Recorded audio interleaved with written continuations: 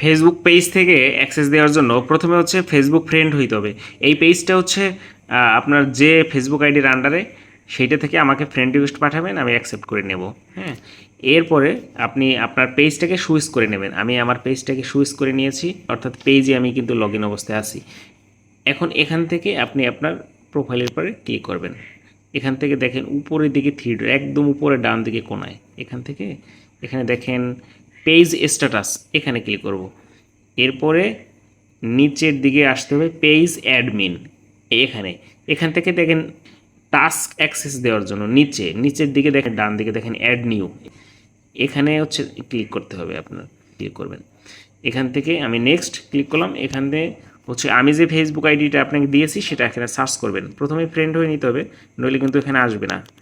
এখানে আমি আমার ফেসবুক আইডিটা সার্চ করতেছি, মনে হয় আচ্ছা এটা।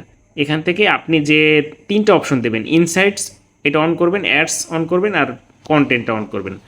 অনেক সময় দেখা যায় যে আপনার কন্টেন্ট কোনো কিছু এডিট করা লাগে, কোনো কাজ করা লাগে, তার মানে বুস্ট করার আগে সেক্ষেত্রে আপনি কন্টেন্টটা দিলে কাজ করতে সহজ হয়। আর আপনি যদি চান যে কন্টেন্টটা দিবেন না, সেটাও কিন্তু আপনি অফ করে রাখতে পারেন, সমস্যা নেই। ঠিক আছে, অর্থাৎ ইনসাইড এবং অ্যাডস এই দুইটা দিলেই আমি বুস্ট করতে পারবো। আর যদি কন্টেন্টটা দেন সেক্ষেত্রে দেখা যায় অনেক সময় কোনো বাটন অ্যাড করা লাগে, মেসেজ বাটন, যারা বিজনেস করে তাদের জন্য, সেক্ষেত্রে কোনো কিছু প্রয়োজন হলে এটা আমি এডিট করে বা ঠিক করে দিতে পারবো। এরপরে গিভ অ্যাক্সেস নিচের দিকে, এখানে হচ্ছে আপনার ফেসবুক আইডির পাসওয়ার্ডটা দিতে হবে। এখানে আপনি কোন পাসওয়ার্ডটা দেবেন, অর্থাৎ আপনার এই পেজটা যে ফেসবুক আইডির আন্ডারে সেই পাসওয়ার্ডটা আপনি দেবেন। হ্যাঁ, এখানে কেন পাসওয়ার্ড দিতে হয়, এর কারণ হচ্ছে এই আপনি একজনকে অ্যাক্সেস দিতেছেন, এটা কি মানুষে আপনি দিতেছেন নিজে, নাকি আপনার কোনো ফ্রেন্ড আপনার ফোনটা ধরে সে যদি অ্যাক্সেস দেয়, অর্থাৎ আপনি নিজে দিচ্ছেন কিনা, এই কারণে এটা ভেরিফাই করার জন্য আসলে পাসওয়ার্ডটা দিতে হয়।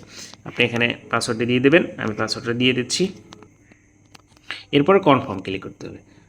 কনফার্মে ক্লিক করলে আমার কাছে একটা নোটিফিকেশন আসবে যে ফেসবুক পেজের অ্যাক্সেস নেওয়ার জন্য।